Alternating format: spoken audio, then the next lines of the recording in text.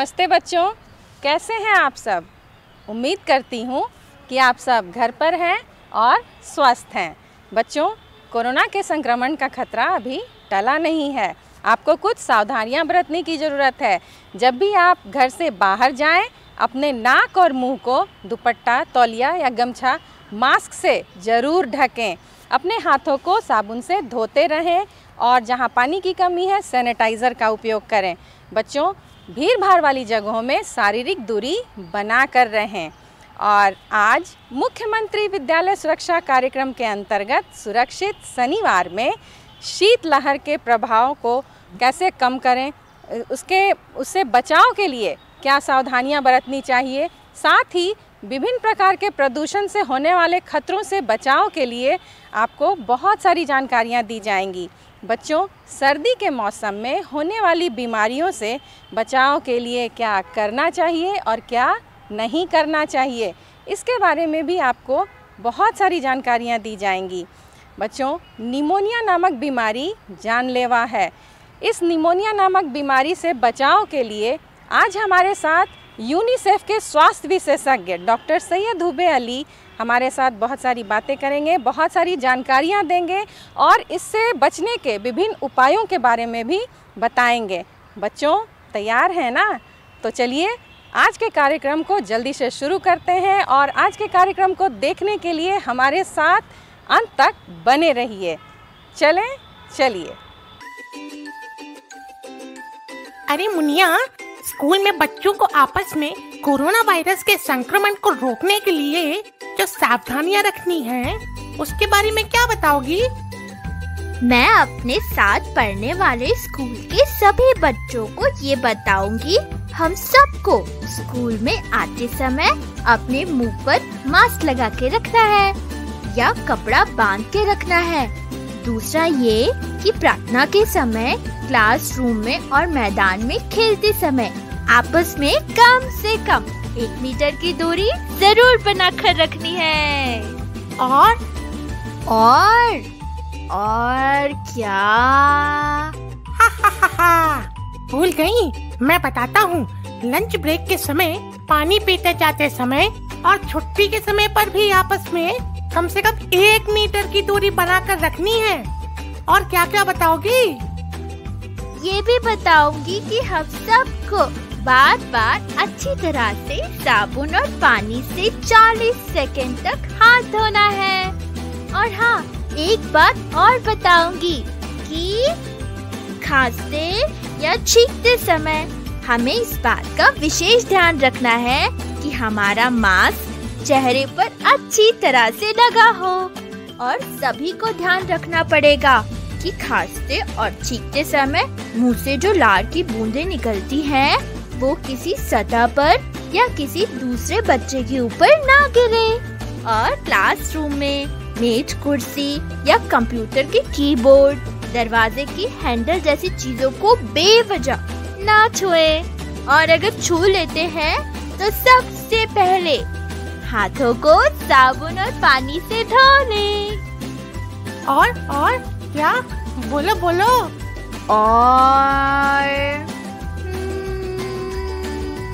देखा, फिर भूल गई ना। मैं बताता हूँ। अरे किसी भी दोस्त को आपस में हाथ नहीं मिलाना है, गले नहीं मिलना है, दूर से ही बात करनी है। हाँ दुक्कू, याद आया।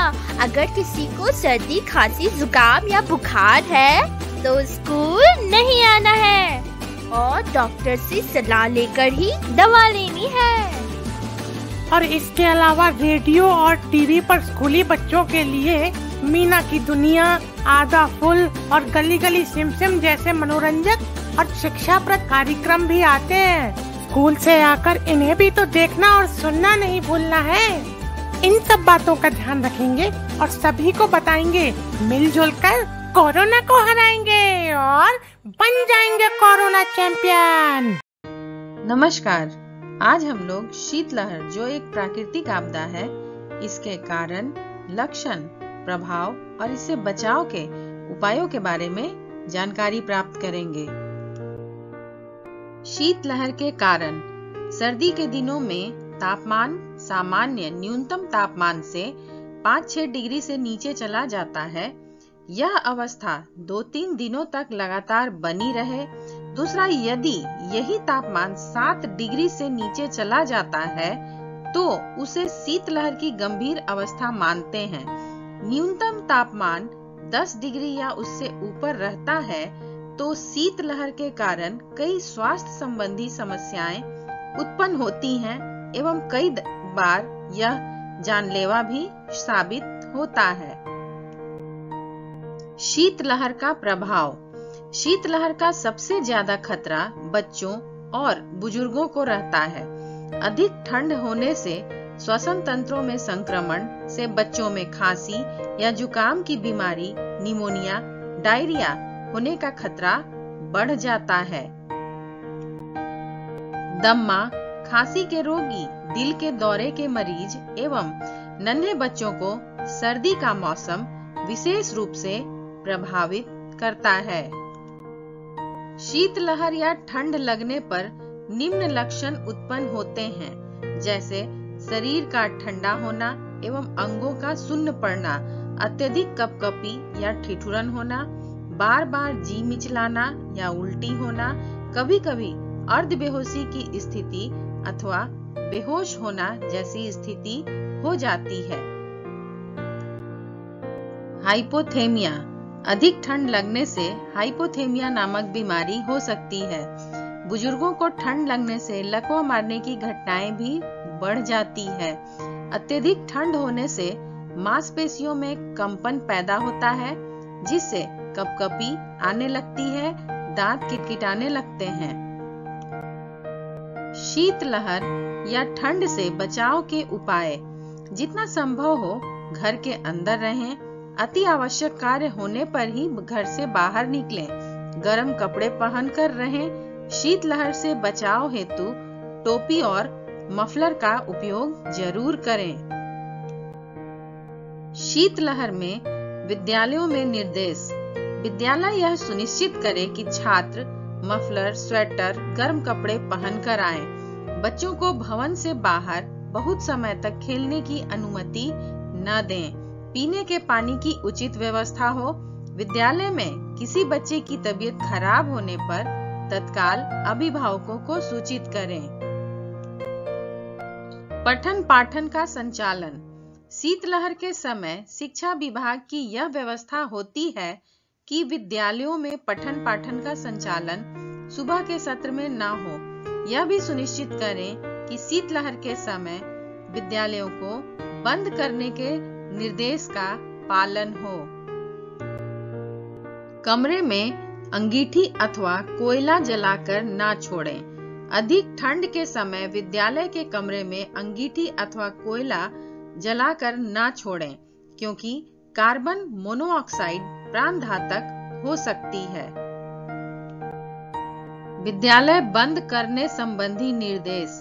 विद्यालय को बंद करने संबंधी निर्देश के बारे में समाचार पत्रों, रेडियो तथा स्थानीय टीवी चैनलों के माध्यम से प्रसारित सूचना पर ध्यान दिया जाए।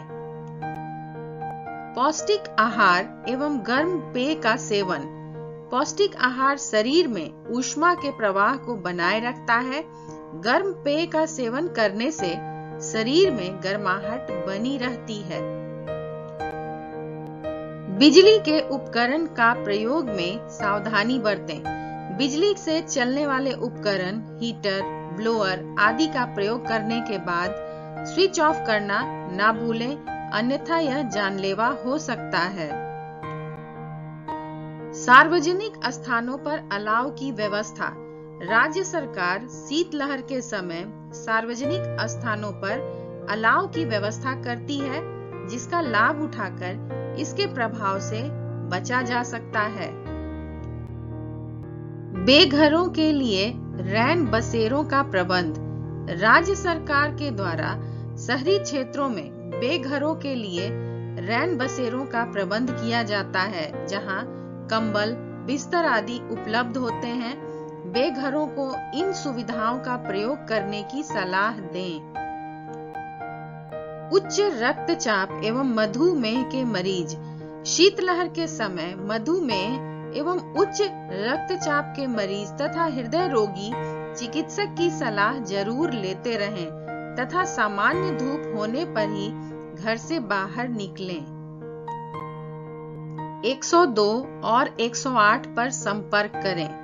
विशेष परिस्थिति में नजदीकी सरकारी अस्पताल से अविलंब चिकित्सा परामर्श लें। एम्बुलेंस की सहायता लेने हेतु दूरभाष संख्या 102 और 108 पर संपर्क करें। चिकित्सक से परामर्श लें। यदि सर्दी से संबंधित कोई प्रभाव शरीर पर दिखाई दे, जैसे नाक, कान लाल हो जाए, पैर हाथ की उंगलियां फूल जाए, तो तत्काल स्थानीय चिकित्सक से परामर्श लें। सूचनाओं को ध्यान से सुनें। मौसम से संबंधित समाचार व आपातकाल के संबंध में जारी समाचारों को ध्यान से सुनें एवं दूसरों को भी सचेत करें। निम्न उपायों को ध्यान में रखकर शीतलहर से होने वाले कुप्रभावों को बहुत हद तक कम किया जा सकता है। नमस्कार, आज हम लोग संक्रमण से होने वाली बीमारियां जैसे डायरिया, निमोनिया, सर्दी, खांसी, जुकाम तथा त्वचा और आंखों के संक्रमण से बचाव के बारे में जानकारी प्राप्त करेंगे। डायरिया या दस्त अक्सर गंदे पानी के प्रयोग से होता है।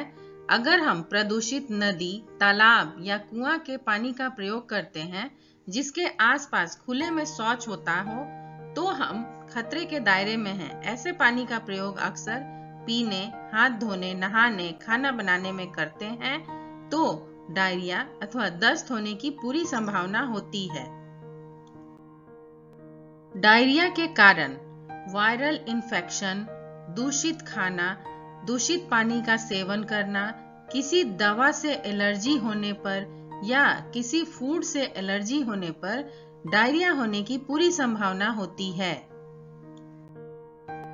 डायरिया के लक्षण। डायरिया में बार बार पानी जैसा मल होना, पेट में ऐंठन होना, मतली और उल्टी, बुखार, चक्कर आना, सूखा मुंह व सूखी त्वचा का होना, आंखों के नीचे काला पड़ना और निर्जलीकरण यानी पानी की कमी हो जाती है। डायरिया से बचाव के सबसे सरल उपाय हैं ORS का घोल का सेवन करना। ORS का पैकेट स्वास्थ्य केंद्र एवं मेडिकल स्टोर में मिल जाता है। इसे घर में भी बनाया जा सकता है। यह घोल शरीर में पानी के साथ साथ जरूरी पौष्टिक तत्वों की पूर्ति भी करता है। यह शरीर में नमक और पोषक तत्वों की कमी को पूरा करता है, उल्टी और दस्त में कमी लाता है, पानी की कमी को पूरा करके दस्त को जल्दी ठीक करता है। इसे बनाने की विधि बहुत ही आसान है। एक साफ बर्तन में 1 लीटर पीने का पानी 2 मिनट तक उबाल लें। उस बर्तन में 1 पैकेट ORS का पाउडर डालें। ORS के पाउडर को चम्मच से अच्छी तरह मिला लें। इस घोल को 24 घंटे के अंदर इस्तेमाल कर लें। निमोनिया। मॉनसून के समय एवं सर्दियों के मौसम में निमोनिया जैसी गंभीर बीमारी किसी भी आयु वर्ग के लोगों को अपनी चपेट में ले सकती है। हाल में वर्ल्ड हेल्थ ऑर्गेनाइजेशन WHO द्वारा किए गए रिसर्च से पता चला है कि भारत में हर घंटे निमोनिया से 45 बच्चों की मौतें होती है, यानी हर मिनट हमारे देश में एक बच्चा निमोनिया के कारण मौत के मुंह में चला जाता है। इसलिए इसका समय रहते इलाज बहुत ही जरूरी है। निमोनिया के कारण। निमोनिया एक तरह का इन्फेक्शन होता है। ये इन्फेक्शन तब होता है जब लंग्स यानी फेफड़े में हवा की थैली बन जाती है, जिसमें मवाद या तरल पदार्थ भर जाता है। ऐसा होने पर आपके खून में पर्याप्त ऑक्सीजन नहीं पहुंचता है और आपको सांस लेने में तकलीफ होने लगती है। निमोनिया के लक्षण। सांस लेते समय सीने में दर्द होना, कफ आते समय सीने में दर्द होना, थका हुआ महसूस करना, भूख ना लगना, बुखार आना, पसीना आना, ठंड लगना, चक्कर आना, उल्टी आना, पेट खराब होना जैसे लक्षण निमोनिया के हो सकते हैं। निमोनिया से बचाव के लिए घर के अंदर या आसपास साफ सफाई का पूरा ध्यान रखें। संपूर्ण टीकाकरण, न्यूमोकोकल और मेनिगोकोकल टीके, HIV, डिप्थीरिया और काली खांसी के टीके निमोनिया पैदा करने वाले सभी बीमारियों से बचाव के लिए बहुत जरूरी है। 2 साल से छोटे बच्चों और 65 साल से ज्यादा उम्र के लोगों को टीका लगवाना चाहिए। छोटे बच्चों का खास ख्याल रखें, उन्हें सर्दी से बचाएं। अगर किसी को खांसी है तो उससे थोड़ा दूर रहें। खांसते समय मुंह पर रुमाल रखें। दूध और डेयरी उत्पाद का सेवन कम करें, शरीर में यह बलगम बढ़ाते हैं। ज्यादा प्रदूषण वाली जगहों पर ना जाएं। स्मोकिंग, धूम्रपान ना करें। खुद को ढक कर रखें। ठंडी चीजें ना खाएं। आइए संक्रमण से होने वाली एक आम बीमारी सर्दी, खांसी और जुकाम के बारे में जानकारी प्राप्त करते हैं। सर्दी, खांसी और जुकाम के कारण। सर्दी खांसी तब होती है जब किसी संक्रमित व्यक्ति के छींकने, खांसने या बोलने से उसकी नाक से निकलने वाले वायरस कणों से संक्रमित वायु में आप सांस लेते हैं और सांस के साथ साथ वायरस हमारे शरीर के अंदर चला जाता है। आपको यह वायरस उन दूषित वस्तुओं जैसे कि दरवाजे की कुंडी, टेलीफोन, बच्चों के खिलौने और तौलिए से जो एक संक्रमित व्यक्ति के छूने से दूषित हो चुके हैं, उन चीजों को छूने से भी संक्रमित कर सकता है। राइनो विषाणु, राइनो वायरस, जो सर्दी खांसी में सबसे आम कारण होता है, किसी मजबूत सतह पर या फिर हाथों पर 3 घंटे तक जीवित रह सकता है। सर्दी, खांसी और जुकाम के लक्षण। बंद नाक, नाक बहना, नाक भारी होना, कुछ भी न सूंघ पाना, बार बार छींक आना, नाक से स्राव होना यानी नाक बहना, आंखों से पानी बहना, सिर दर्द, गले में खराश, खांसी, थकान, ठंड लगना, शरीर में दर्द, बुखार, सांस लेने में कठिनाई, सर्दी, खांसी, जुकाम के ये आम लक्षण हैं। सर्दी, खांसी और जुकाम से बचाव के लिए कुछ सावधानियां बरतें। जैसे अगर आप किसी संक्रमित व्यक्ति के आसपास हैं या किसी सार्वजनिक क्षेत्र में दूषित जगह के संपर्क में आए हैं तो अपने चेहरे को, विशेष रूप से नाक, मुंह और आंख के क्षेत्रों को ना छुएं। ऐसा करने से अगर आपके हाथों पर वायरस है तो उस वायरस की आपकी श्वसन प्रणाली में घुसने की संभावना कम हो जाएगी। सर्दी जुकाम से बचने का सबसे बढ़िया तरीका है विशेष रूप से किसी सार्वजनिक स्थान से वापस घर आने पर हाथ साबुन और पानी से जरूर धो लें। अगर आप लगातार हाथ धोते हैं तो यह उन वायरस को नष्ट करने में मदद करता है। संक्रमण से होने वाली एक अन्य बीमारी है त्वचा का संक्रमण। त्वचा का संक्रमण जो बैक्टीरिया, फंगस, वायरस या परजीवियों की वजह से होता है। त्वचा नमी और पानी के संपर्क में सबसे ज्यादा आती है। ऐसे में स्किन इन्फेक्शन का खतरा बढ़ जाता है और कई बार त्वचा में खुजली होने के साथ लालिमा और त्वचा का गलना जैसी समस्याएं होती है। त्वचा संक्रमण के कारण। त्वचा का संक्रमण एक आम समस्या है, परंतु अगर समय से इसका इलाज न किया जाए तो यह एक गंभीर रूप ले सकता है। त्वचा संक्रमण भले ही त्वचा पर पड़ने वाले लाल चकत्तों जैसा होता है, परंतु इसका प्रभाव काफी खतरनाक साबित हो सकता है। यह रोग सिर्फ त्वचा तक ही सीमित नहीं होता है, बल्कि यह ऊतक, हड्डियों और शरीर के सभी अंगों को प्रभावित करने की क्षमता रखता है। स्लाइड में हम देख रहे हैं त्वचा संक्रमण के लक्षण।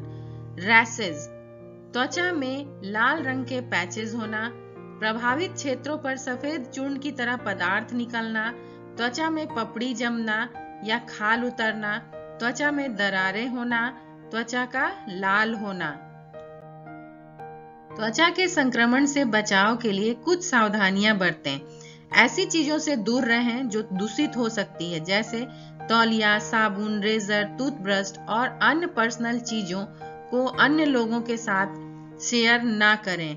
नहाने के दौरान इस्तेमाल किए गए तौलियों को फिर से उपयोग करने से पहले धो लें। दूसरों के कपड़े ना पहने। स्किन इन्फेक्शन से बचाव करने में मुख्य रूप से त्वचा को साफ रखना और चोट आदि लगने से बचाना शामिल है। संक्रमण से होने वाली एक आम समस्या है आंखों का संक्रमण। आंख में संक्रमण मुख्य रूप से बैक्टीरिया, वायरस या फंगस के कारण होता है। संक्रमण आंख के किसी विशेष भाग में हो सकता है और यह किसी एक आंख को या दोनों आंखों को भी प्रभावित कर सकता है। आंखों में संक्रमण के मुख्य कारण हैं ठीक से स्वच्छता न रखना, लंबे समय तक कॉन्टैक्ट लेंस का उपयोग करना, अपने चेहरे या आंखों के लिए किसी संक्रमित टिश्यू पेपर या तौलिए का इस्तेमाल करना, अपने हाथों को अच्छे से धोए बिना आंखों को छूना, आंख में चोट लगना, धूम्रपान करना और डायबिटीज जैसे रोग इत्यादि। आप देख रहे हैं आंखों के संक्रमण के लक्षण। पलकों को छूने पर दर्द महसूस होना, पलकों में सूजन व लालिमा हो जाना और उनका रंग बैंगनी हो जाता है। आंख से पीले या हरे रंग का रंगहीन पदार्थ आना, आंखों की पलकों व पलकों के बालों के पास पपड़ी जमना, खासकर सुबह के समय, एक या दोनों आंखों में कीचड़ आना, धुंधला दिखाई देना, तेज रोशनी में आंख में दर्द होना, आंख में जलन महसूस होना और अत्यधिक आंसू आना। आंखों के संक्रमण से बचाव के लिए विशेष सावधानियां रखें, जैसे अपने तौलिए, तकिए, रुमाल जैसे व्यक्तिगत कपड़ों को किसी के साथ शेयर ना करें। कॉन्टैक्ट लेंस व आंख के किसी अन्य सामान को किसी के साथ भी शेयर ना करें। अपनी आंख को हमेशा तेज हवा व धूल से बचाकर रखें। अपने हाथों को अच्छे से बार बार धोते रहें। हाथों से अपने आंखों को न रगड़ें। अपनी आंख को किसी उत्तेजक पदार्थ के संपर्क में न आने दें, जैसे केमिकल के धुएं, सिगरेट के धुएं और प्रदूषण युक्त धुआं आदि। अपनी आई ड्रॉप व आंख के अन्य दवाओं को किसी के साथ शेयर ना करें। अपने चेहरे व आंखों को ना छुएं। यदि आंखों के आसपास मेकअप करना है तो आंख को छूने से पहले और बाद में अपने हाथ को अच्छे से धो लें। आज हमने जिन संक्रमण से होने वाली बीमारियों के बारे में और उनके बचाव के बारे में जाना, उन सभी बातों को ध्यान में रखकर बहुत हद तक हम संक्रमण से होने वाली बीमारियों से बचे रह सकते हैं। धन्यवाद। दर्शकों एवं मेरे प्यारे बच्चों, आप सभी को मेरा नमस्कार। जैसा कि हम जानते हैं, बच्चे हमारा आज और कल दोनों हैं। बच्चों का बेहतर स्वास्थ्य हमारे आज और कल के लिए बहुत महत्वपूर्ण है। बच्चों को सुरक्षित रखना एवं स्वस्थमंद रखना हम सबकी जिम्मेवारी बनती है।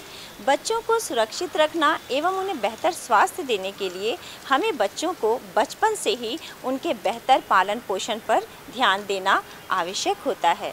तो आज हम बच्चों के स्वास्थ्य के संदर्भ में बहुत सी चर्चा करेंगे। आज हमारे साथ बिहार यूनिसेफ पटना के स्वास्थ्य विशेषज्ञ डॉक्टर हुब्बे अली हैं। आज हम इनसे स्वास्थ्य के संबंध में बहुत सी चर्चा और बातें करेंगे। सर, मेरा दूरदर्शन मेरे विद्यालय के सुरक्षित शनिवार के इस एपिसोड में आने के लिए आपका बहुत बहुत हार्दिक स्वागत है। नमस्ते सर, हम आपसे ये जानना चाहेंगे कि निमोनिया भारत एवं बिहार में इसकी स्थिति क्या है और यह कैसे फैलता है। पूरे विश्व, भारत और बिहार में बाल मृत्यु दर का सबसे बड़ा कारण निमोनिया है। पूरे विश्व में निमोनिया से जितनी मृत्यु होती है उसमें से 20% निमोनिया से होने वाली मृत्यु केवल भारत में होती है। WHO मैथमेटिकल मॉडलिंग के अनुसार 57% निमोनिया केसेस और 70% निमोनिया से होने वाली मृत्यु भारत के 4 राज्य अर्थात बिहार, उत्तर प्रदेश, राजस्थान और मध्य प्रदेश में होते हैं। निमोनिया से होने वाली मृत्यु में 80% मृत्यु 2 साल से छोटे बच्चों में होती है। यदि हम बिहार की बात करें तो बाल मृत्यु दर की 16% मृत्यु केवल निमोनिया से होती है। लगभग 1 साल के अंदर 1 लाख 5 साल से छोटे बच्चों की मृत्यु बिहार में होती है, जिसमें से 14,000 मृत्यु केवल निमोनिया से होती है। निमोनिया से होने वाली मृत्यु में काफ़ी कमी आई है। 2015 में 5 साल से छोटे बच्चों में 19,000 बच्चों की मृत्यु निमोनिया से होती है, जो कि अब घट कर के 14,000 हो गई है। दूसरा जो आपका प्रश्न है कि निमोनिया फैलता कैसा है, तो देखिए निमोनिया एक फेफड़े की बीमारी है। ये खांसने या छींकने से फैलती है। जब कोई व्यक्ति खांसता या छींकता है तो कफ के ड्रॉपलेट्स बाहर निकलते हैं और ये आपस में जो भी व्यक्ति हो उनके अंदर संक्रमण कर सकते हैं। कुछ निमोनिया के वायरस या बैक्टीरिया ऐसे होते हैं जो सरफेस पे जाके एक्टिव रहते हैं, जैसे कि पुस्तक है, टेबल है, इसको यदि कोई छूता है, हाथ लगाता है और फिर यही हाथ हमारे मुंह, नाक या आँख को लगता है तो उससे बॉडी में ये निमोनिया के वायरस जा सकते हैं और ये निमोनिया कर सकते हैं। सर, अभी अभी आपने हमें बताया कि निमोनिया बच्चों के लिए एक खतरनाक एवं जानलेवा बीमारी है। तो सर, आप हमें ये बताएं कि बच्चों में निमोनिया फैलने के क्या क्या कारण होते हैं और इसके क्या क्या लक्षण होते हैं। जैसा कि मैंने पहले भी बताया है, निमोनिया ये वायरस, बैक्टीरिया, फंगस, धुआं या किसी केमिकल को लंबे समय तक सूंघने से होता है। अगर बच्चों की बात करें तो बच्चों में निमोनिया का सबसे बड़ा कारण है स्ट्रेप्टोकोकस निमोनी नाम का बैक्टीरिया। इसका दूसरा कारण है हीमोफिलस इन्फ्लुएंजा टाइप बी नाम का बैक्टीरिया और तीसरा बड़ा कारण बच्चों में होता है वायरस, जिसमें रेस्पिरेटरी सिंसिशियल वायरस निमोनिया का बड़ा कारण है बच्चों में। अभी जो कोविड-19 की महामारी फैल रही है उसका भी एक कॉम्प्लिकेशन निमोनिया है। मगर निमोनिया होने के लिए निमोनिया से ग्रसित व्यक्ति के संपर्क में आने से ही ये निमोनिया होता है। जो आपका दूसरा प्रश्न है कि इसके लक्षण क्या है, तो ये आपका बहुत महत्वपूर्ण क्वेश्चन है, क्योंकि बच्चों में निमोनिया का लक्षण अगर हम सही समय पे डिटेक्ट कर पाए, माता पिता या स्वास्थ्यकर्मी कम्युनिटी में, तो हम स्वास्थ्यकर्मी के संपर्क में जल्दी आ सकेंगे और इससे निमोनिया की मृत्यु को बचा सकेंगे। तो निमोनिया के प्रमुख लक्षण हैं बुखार का आना, तेज़ बुखार इसमें आता है, खांसी होती है और सांस लेते समय छाती अंदर धंस जाती है। तो जो रेस्पिरेटरी रेट है, अगर 2 माह से छोटा बच्चा है उसके अंदर सांस लेने की जो दर है 1 मिनट में 60 से ज़्यादा है तो वो निमोनिया की परिभाषा में आता है। 2 माह से 12 माह के बच्चे में सांस लेने की दर 50 के ऊपर है तो वो निमोनिया की परिभाषा में आता है। और 1 साल से 5 साल के बच्चों में रेस्पिरेटरी रेट यदि 40 के ऊपर होता है 1 मिनट में तो ये निमोनिया की परिभाषा में आता है। अगर निमोनिया की हम सही पहचान करें और जल्द से जल्द स्वास्थ्यकर्मी का बता के उसका उपचार कराएं तो निमोनिया से होने वाली मृत्यु को बहुत हद तक बचाया जा सकता है। सर, आपने हमें बहुत महत्वपूर्ण जानकारी दी कि इसके क्या क्या लक्षण होते हैं और ये किस प्रकार से जानलेवा हो सकता है। आगे सर, आप हमें ये बताइए कि निमोनिया से बचने के लिए कौन कौन सी सावधानियां बरतनी चाहिए और इसका इलाज किस प्रकार से किया जाए। जैसे कि मैंने पहले भी बताया कि निमोनिया का मुख्य कारण बच्चों में स्ट्रेप्टोकोकस निमोनी या हीमोफिलस इन्फ्लुएंजा टाइप बी है। तो इन बैक्टीरिया के लिए टीकाकरण मौजूद है। ये बिहार में तमाम आंगनबाड़ी केंद्र और स्वास्थ्य केंद्रों पे छोटे बच्चों को मुफ्त में लगता है। जैसे निमोकोकल कॉन्जुगेट वैक्सीन पीसीवी का टीका 1.5 महीना, 3.5 महीना और 9 महीने पर बच्चों को लगाया जाता है। उसी तरह से पेंटावेलेंट वैक्सीन में जो हीमोफिलस इन्फ्लुएंजा टाइप बी का वैक्सीन है, पेंटावेलेंट वैक्सीन के माध्यम से 1.5 महीना, 2.5 महीना और 3.5 महीना में ये बच्चों को लगता है। मीजल्स, इसका भी कॉम्प्लिकेशन निमोनिया है। ये टीका भी नियमित टीकाकरण में पूरे बिहार में मुफ्त में लगता है। 9 महीने पे और 1.5 साल पे इसका टीका मीजल्स का MR वैक्सीन लगता है, मीजल्स रुबेला का वैक्सीन। इससे भी निमोनिया के ख़तरे को हम लोग बचा सकते हैं। और अब आने वाली जो टीकाकरण वैक्सीन आ रहा है कोविड के लिए, इसके लेने से भी निमोनिया के काफ़ी केसेस को हम लोग कम कर सकते हैं। दूसरा, अपने रोग प्रतिरोधक शक्ति बढ़ाने के लिए फल जैसे कि विटामिन सी युक्त जो फल होते हैं, संतरा, मौसम्बी, अंगूर, ये फल खाने से, गुड़ की चिक्की खाने से, इन सब चीज़ों से जो कार्यक्रम चल रहा है विप्स का, weekly iron folic acid supplementation जो स्कूल के बच्चों को दिया जाता है, इससे सब रोग प्रतिरोधक शक्ति बढ़ती है। इससे भी निमोनिया से बचा जा सकता है। और बच्चों में खास करके निमोनिया की पहचान, उसके लक्षण अगर हम लोगों को आपस में पता होंगे क्या है, स्वास्थ्यकर्मी से, आशा बहन जी से, आंगनबाड़ी से संपर्क करके अगर हम देखें अगर बच्चे में निमोनिया के लक्षण आ रहे हैं तो जल्द से जल्द स्वास्थ्यकर्मी को इस बच्चे को दिखाएं। सही समय पर दिखाना और सही समय पर उसका एंटीबायोटिक का ट्रीटमेंट स्वास्थ्यकर्मी द्वारा शुरू करने से निमोनिया की मृत्यु को काफ़ी हद तक कम किया जा सकता है। सर, आप हमारे इस कार्यक्रम में आए और आपने हमें निमोनिया के बारे में बहुत सी महत्वपूर्ण जानकारी दी और मुझे उम्मीद है कि हमारे बच्चों को इससे बहुत सी महत्वपूर्ण जानकारी मिली होगी। तो सर, आपका हमारे इस कार्यक्रम में आने के लिए मैं आपका बहुत बहुत धन्यवाद करती हूं और साथ ही सभी दर्शकों एवं बच्चों को भी मैं धन्यवाद करती हूं। धन्यवाद। नमस्कार।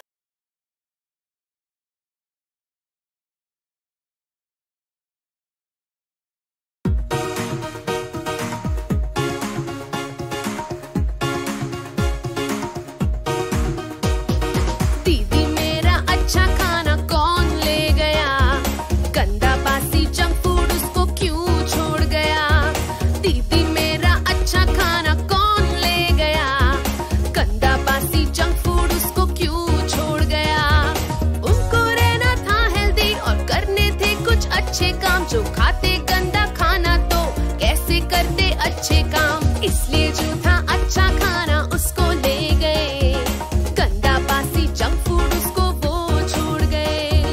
खाना खाना अच्छा खाना जो भी तुम खाना, अच्छा खाना हेल्दी खाना वही तुम खाना, खुला बासी गंदा खाना जंक फूड को भी मत तुम खाना। भूख लगे तभी ही खाना और हेल्दी हो वही तुम खाना। पेट फुलाकर भी मत खाओ, तुम थोड़ा सा कम ही खाओ। मोबाइल पर बातें करते नहीं, ध्यान से खूब चबाकर खाओ। खाना खाना अच्छा खाना जो भी तुम खाना, अच्छा खाना हेल्दी खाना वही तुम खाना। खाना खाना अच्छा खाना जो भी तुम खाना, अच्छा खाना हेल्दी खाना वही तुम खाना।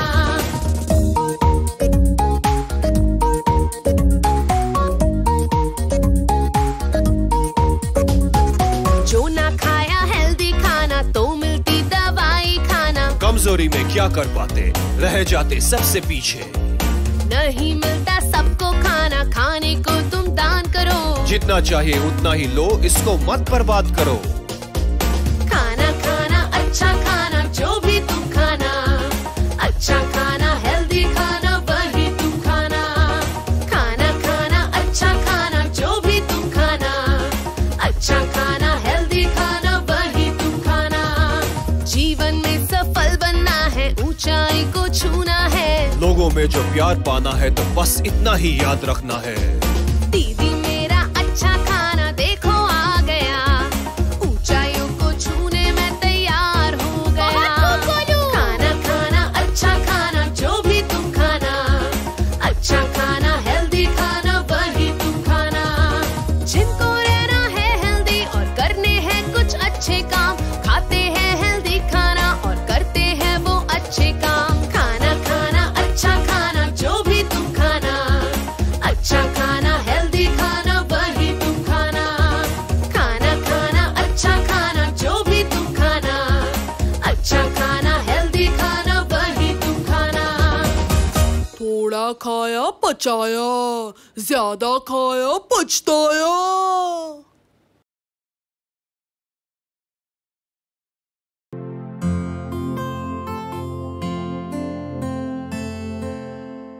मुझे तो अब तक यकीन नहीं हो रहा कि बंटी को एनवायरमेंटल साइंस की ऐसे राइटिंग के लिए इनाम दिया गया है। हाँ, यकीन तो नहीं होता, पर पिछले कुछ दिनों में बंटी काफी बदल गया है। हमारे बंटी में एनवायरनमेंट को लेकर गजब की जागरूकता आई है और इसे अप्रिशिएट भी किया जाना चाहिए। रिंकी, ये सब कुछ तुम्हारी और दादाजी की वजह से हुआ है, वरना ये बंटी तो बिल्कुल नालायक था। इसको बोलती थी कि कूड़ा फेंकाओ, तो ये दरवाजे से ही कूड़ा ऐसे उछालता था जैसे ओलंपिक में खिलाड़ी गोला फेंकते हैं। ब्रश करते वक्त पानी का नल यूं खुला छोड़ देता था जैसे अपने आप बंद हो जाएगा। मधुमक्खी के छत्ते तोड़ना, हर महीने नए नए कपड़े खरीदता, जंक फूड खाना, यही इसका काम था। लेकिन जब से आप लोगों ने इसे अच्छी बातें सिखाई है, ये तो इको वॉरियर बनने का कोई मौका नहीं छोड़ता, वरना इसका मन तो शरारतों में ही लगा रहता था। वाकई बहुत खुशी की बात है। लेकिन बंटी, तुमने ऐसे में लिखा क्या था? हाँ हाँ, हमें भी बताओ। अरे वही सब बातें जो तुमने और दादाजी ने मुझे बताई थी, जैसे कि पृथ्वी में पानी की लगातार कमी हो रही है और ये हम सबकी लापरवाही का नतीजा है। पर अगर हम लोग अपने घर के नलों में एरेटर लगा ले तो हम 40% पानी बचा सकते हैं। और सिर्फ पानी ही नहीं, हमें पृथ्वी पर बढ़ रहे कूड़े को भी रोकना होगा, जैसे इस्तेमाल के बाद प्लास्टिक बैग को यहाँ वहाँ ना फेंककर उसे दोबारा यूज करें, या फिर कपड़े का बैग यूज करें। रेस्टोरेंट में उतना ही ऑर्डर करें जितने की भूख हो, और अगर तब भी खाना बच जाए तो घर के लिए पैक करा ले या फिर किसी जरूरतमंद को दे। जितना हो सके हम ऑर्गेनिक चीजों का इस्तेमाल करें जिसमें केमिकल वगैरह ना हो। ये ना सिर्फ पानी के लिए बल्कि सेहत के लिए भी खराब होते हैं। कपड़ों की खरीदारी सोच समझ कर करें, क्योंकि कपड़ों के बनने में काफी पानी इस्तेमाल होता है। और हाँ, सोलर एनर्जी का भरपूर प्रयोग करें ताकि हम एक बेहतर दुनिया बना सके। वाह मेरे बंटू, शाबाश, कमाल कर दिया। पर ये सब आप दोनों ने ही इसे समझाया, वरना हर तीसरे दिन कोई घर आकर शिकायत करता कि बंटी ने घर का कांच तोड़ दिया, कोई कहता बंटी ने मेरे स्कूटर की हवा निकाल दी। मैं हमेशा से जानता था कि मैं कुछ बड़ा करके दिखाऊंगा। अब मम्मी, जल्दी से थोड़े पकोड़े तैयार कर दो।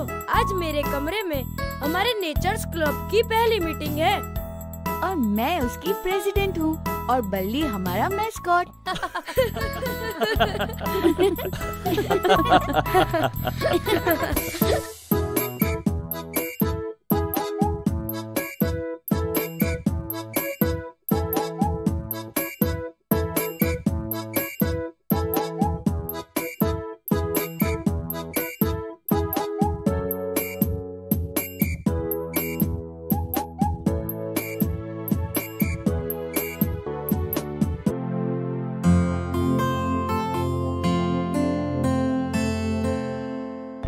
दादाजी, थोड़ा जल्दी चलिए ना, बंटी की बर्थडे पार्टी शुरू हो गई होगी। अरे भाई, गंदगी देख रही हो? इस गंदगी में चलना दूभर है और तुमको जल्दी की पड़ी, और देर तो इस बल्ली की वजह से हुई। अच्छा भाई, ठीक है, मैंने लेट किया। Happy birthday to you. Sorry, लेकिन पार्टी कैंसिल हो गई है। क्या? बंटी बहुत बीमार है, उसे टाइफॉइड है। Hello Rinki. Happy birthday Bunty. कैसा बर्थडे? बीमारी की वजह से मेरा बर्थडे तो खराब हो गया। ना केक कटा, ना कोई गिफ्ट मिल पाया। पता नहीं इसे कैसे ये बीमारी हो गई। डॉक्टर कहते हैं कि ये गंदगी से होती है, जबकि हम तो आसपास खूब सफाई रखते हैं। आसपास सफाई रखने का मतलब सिर्फ घर साफ रखना नहीं, घर के आसपास भी सफाई रखना होता है। बंटी को टाइफाइड हुआ है और इसकी वजह है वाटर पॉल्यूशन। हाँ, आज का अखबार देखो, बंटी अकेला नहीं, शहर के हर अस्पताल कॉलेरा और टाइफाइड के मरीजों से भरे पड़े हैं।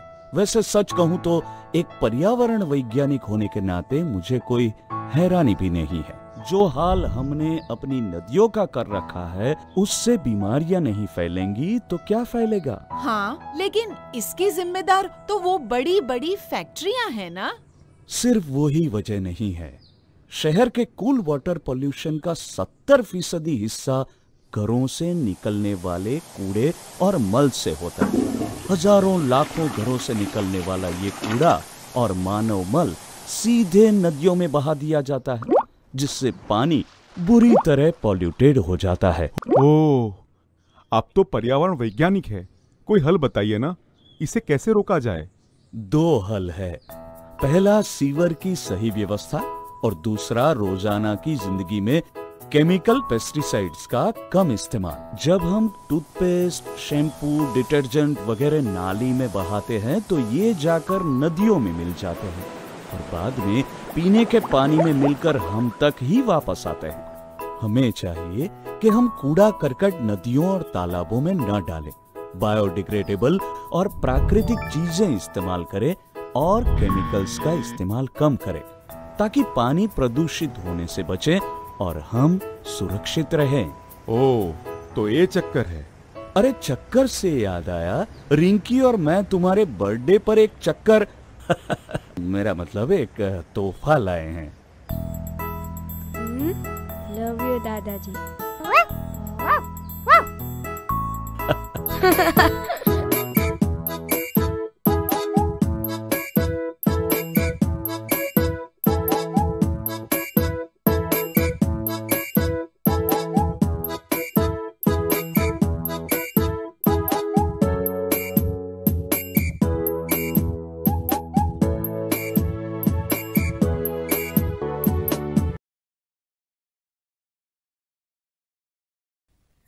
राहुल आज विद्यालय नहीं आया था। उसे सांस लेने में कष्ट हो रहा था। वह ठीक से सांस नहीं ले पा रहा था। डॉक्टर ने उसे कुछ दवाइयां दी थीं और आराम करने के लिए कहा था। अध्यापक ने कक्षा में पूछा, बच्चों, जानते हो ये बीमारी हमें क्यों होती है? सभी बच्चे एक दूसरे की तरफ देखने लगे। कोई भी बच्चा इस प्रश्न का उत्तर न दे सका। तब अध्यापक ने बताया, सांस की अधिकतर बीमारियां हमें वायु प्रदूषण की वजह से होती हैं। गौरव ने पूछा, ये वायु प्रदूषण क्या होता है सर? अध्यापक ने कहा, बस, कार, मोटरसाइकिल, स्कूटर, ट्रक आदि से निकलने वाला धुआं वायु में मिलकर उसे प्रदूषित कर देता है। इसी प्रकार मिलों, कारखानों से निकलने वाला धुआं भी वायुमंडल को प्रदूषित करता है। धुएं से कार्बन मोनोऑक्साइड काफी मात्रा में निकलती है, जो स्वास्थ्य के लिए हानिकारक होती है। दूषित वायु ग्रहण करने के कारण ही हमें अनेक प्रकार की सांस की बीमारियां जैसे अस्थमा, टीबी आदि होती हैं। प्रदूषित शब्द का अर्थ क्या होता है? तभी आकाश ने अध्यापक से पूछा। अध्यापक ने बच्चों को समझाया कि प्रदूषित का अर्थ है दोषयुक्त, अर्थात खराब या गंदा होना। सुनैना ने तुरंत पूछा, हवा को खराब होने से हम कैसे बचा सकते हैं? अध्यापक ने समझाया, इसका एक ही तरीका है कि हम सभी अधिक से अधिक पेड़ लगाएं, क्योंकि पेड़ पौधे हवा को शुद्ध करते हैं। बच्चों, आप जानते हो कि पेड़ दूषित हवा को ग्रहण करते हैं और हमें शुद्ध ऑक्सीजन देते हैं। इसलिए हम जितने अधिक से अधिक पेड़ लगाएंगे, हमें उतनी ही शुद्ध हवा मिलेगी। सभी बच्चे एक स्वर में बोले, हम पेड़ जरूर लगाएंगे। अध्यापक ने कहा, हाँ, ये जुलाई का महीना है। इस समय पौधे लगाने से बारिश के पानी से वे जल्दी ही बढ़ने लगते हैं और चारों तरफ हरियाली छा जाती है। पेड़ पौधे हमारे जीवन के लिए बहुत उपयोगी हैं। उनसे हमें फल फूल मिलते हैं और पेड़ों से हमें लकड़ी भी प्राप्त होती है, जो फर्नीचर बनाने के काम आती है। इसके साथ साथ पेड़ पौधे वर्षा कराने तथा मिट्टी की कटान रोकने में भी सहायक होते हैं। कई पेड़ पौधे ऐसे होते हैं जिनका प्रयोग विभिन्न प्रकार की दवाइयां बनाने में होता है। इस तरह पेड़ हमारे जीवन के लिए बहुत ही उपयोगी हैं। बच्चों, आओ आज से ही हम पेड़ पौधे लगाना शुरू कर दें।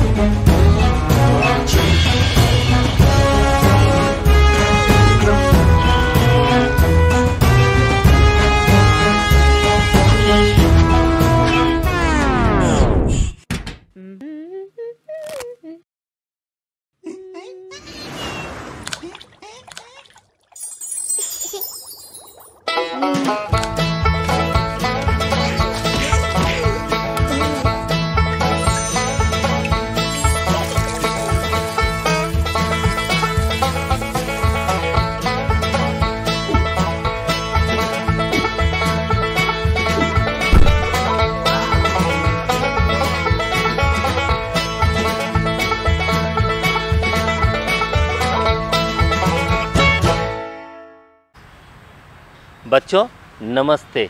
सर्दियों का मौसम शुरू हो गया है। आप में से बहुत सारे बच्चे रजाई के अंदर होंगे, कंबल के अंदर होंगे और हमारे इस कार्यक्रम को देख रहे होंगे। आज आपको शीतलहर से बचाव के बारे में और शीतलहर क्या होता है, इन दोनों चीज़ों के बारे में बताया। आपको निश्चित तौर पर याद होगा कि दिसंबर माह के अंतिम सप्ताह से लेकर के जनवरी माह के प्रथम 3 सप्ताह तक शीतलहर का प्रकोप होता है। आप सब लोग इस शीतलहर के दौरान बच करके आप सबको रहना है और जो उपाय बताए गए हैं वह आपको करने हैं। अब हम लोग पूर्व निर्धारित कार्यक्रम के अनुसार हम आपसे कुछ सवाल पूछेंगे जिसको आपको ध्यान से सुनना है और सही जवाब का चयन करके अपनी कॉपी में लिखना है। तो बच्चों, क्या आप लोग क्विज के लिए और उसके पश्चात गृह कार्य के लिए तैयार हैं? चलिए क्विज प्रारंभ करते हैं। आज के सत्र के सवाल आपके सामने हैं। पहला सवाल, शीतलहर का प्रकोप किस माह में होता है? इसके विकल्प हैं।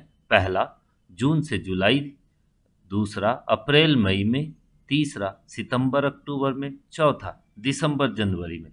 बच्चों, आज आपने शीतलहर के बारे में जाना तो उम्मीद करता हूँ आपको इसका उत्तर पता होगा। इसका सही उत्तर है दिसंबर और जनवरी माह में। दूसरा सवाल, सर्दियों के दिनों में बच्चों में किस बीमारी की आशंका ज़्यादा होती है? इसके विकल्प हैं। पहला मलेरिया, दूसरा हृदय की बीमारी, तीसरा किडनी की बीमारी, चौथा निमोनिया। इसका सही जवाब है निमोनिया। तीसरा सवाल, जलवायु परिवर्तन के कारण कौन सी आपदा आती है? इसके विकल्प हैं। पहला बाढ़, दूसरा सुखाड़, तीसरा शीतलहर, चौथा वज्रपात और पांचवा उपरोक्त सभी। आज आपको जलवायु परिवर्तन के बारे में भी बताया गया। तो बच्चों, इसका सही जवाब है उपरोक्त सभी, अर्थात जलवायु परिवर्तन के कारण बाढ़, सुखाड़, शीतलहर, वज्रपात सभी की आवृत्ति बढ़ जाती है। चौथा सवाल, जलवायु परिवर्तन के संदर्भ में निम्न में से कौन सत्य है? इसके विकल्प हैं। पहला तापमान में वृद्धि हो रहा है, दूसरा ऑक्सीजन की मात्रा में कमी हो रहा है, तीसरा आपदाओं की आवृत्ति बढ़ रही है और चौथा उपरोक्त सभी। इसका सही जवाब है बच्चों उपरोक्त सभी। पांचवा सवाल, वायु प्रदूषण को नियंत्रित करने के लिए क्या उपाय हैं? इसके विकल्प हैं। पहला बच्चों को इसके प्रति जागरूक करना चाहिए, दूसरा जहरीले धुएं वाले पटाखों पर प्रतिबंध लगाना चाहिए, तीसरा कम ध्वनि और कम धुएं वाले पटाखों को छोड़ना चाहिए और चौथा उपरोक्त सभी। बच्चों, थोड़ा आप ध्यान दें तो इसका उत्तर आपको समझ में आ जाएगा। इसका सही उत्तर है उपरोक्त सभी, अर्थात वायु प्रदूषण के लिए जहरीले धुएं वाले पटाखों पर प्रतिबंध लगना चाहिए और कम ध्वनि और कम धुएं वाले पटाखों को छोड़ना चाहिए। साथ ही आप सभी को इसके प्रति जागरूक भी होना होगा। छठा सवाल, वायु प्रदूषण के कारण निम्न में से क्या हो रहा है? इसके विकल्प हैं। पहला बीमारियों का प्रकोप कम हो रहा है, दूसरा ग्लोबल वार्मिंग में वृद्धि हो रही है, तीसरा वातावरण शुद्ध होता है, चौथा ऑक्सीजन की मात्रा में वृद्धि होती है। बच्चों, आपको यहाँ बताना है कि वायु प्रदूषण के कारण क्या हो रहा है। तो इसका सही उत्तर है ग्लोबल वार्मिंग में वृद्धि हो रही है। अभी तक हमने आपसे 6 सवाल पूछे, अब वक्त है गृह कार्य का। आज आपने शीतलहर से बचाव के साथ साथ विभिन्न प्रकार के प्रदूषण से होने वाले नुकसान के बारे में जाना और सीखा। अब आपको करना क्या है? आज जो आपने सीखा, जो जानकारी प्राप्त की, उसे अपने माँ, पिताजी, भाई बहन एवं अपने मित्रों तथा सहपाठियों को बताएं और इन सभी जानकारियों के प्रति जागरूक रहें और उसका अपने जीवन में पालन भी करें। तो बच्चों, यह था इस सप्ताह का क्विज और गृह कार्य। अगले शनिवार को हम फिर मिलेंगे एक नए क्विज और एक नए गृह कार्य के साथ। तब तक घर पर रहें, सुरक्षित रहें। नमस्कार बच्चों, आप सभी को मेरा एक बार फिर से बहुत बहुत प्यार। बच्चों, आज आपने शीतलहर से बचने के उपाय के साथ साथ विभिन्न प्रकार के प्रदूषण से होने वाले नुकसान के बारे में भी जाना और साथ ही आपने सर्दी के मौसम में होने वाले विभिन्न प्रकार की बीमारियों से बचने के बारे में हमें क्या करना चाहिए और क्या नहीं करना चाहिए, ये भी आज आपने सीखा। बच्चों, आज आपको स्वास्थ्य विशेषज्ञ बिहार यूनिसेफ पटना डॉक्टर हुब्बे अली के द्वारा निमोनिया से बचने के उपाय के बारे में भी बताया गया, जो कि काफ़ी महत्वपूर्ण था। बच्चों, मुझे उम्मीद है आज का जो प्रश्नोत्तरी आपसे पूछा गया और जो होमवर्क दिया गया वो भी काफ़ी रोचक रहा होगा। बच्चों, आज आपने जो भी समझा और सीखा, मुझे आशा है कि वो आप अपने माता पिता, परिजनों, दोस्तों को अवश्य बताएं। तो बच्चों, अगले शनिवार को एक नई जानकारी लेकर एक नए विषय पर मैं आपसे फिर मिलूंगी। तो अगले शनिवार को सुबह 9 बजे डीडी बिहार चैनल पर और शाम को 4 बजे इसी समय पर इस कार्यक्रम को देखना ना भूलें। तो अगले शनिवार को मैं आपका इंतज़ार करूंगी। जब तक के लिए घर पर रहें, सुरक्षित रहें। नमस्कार, धन्यवाद।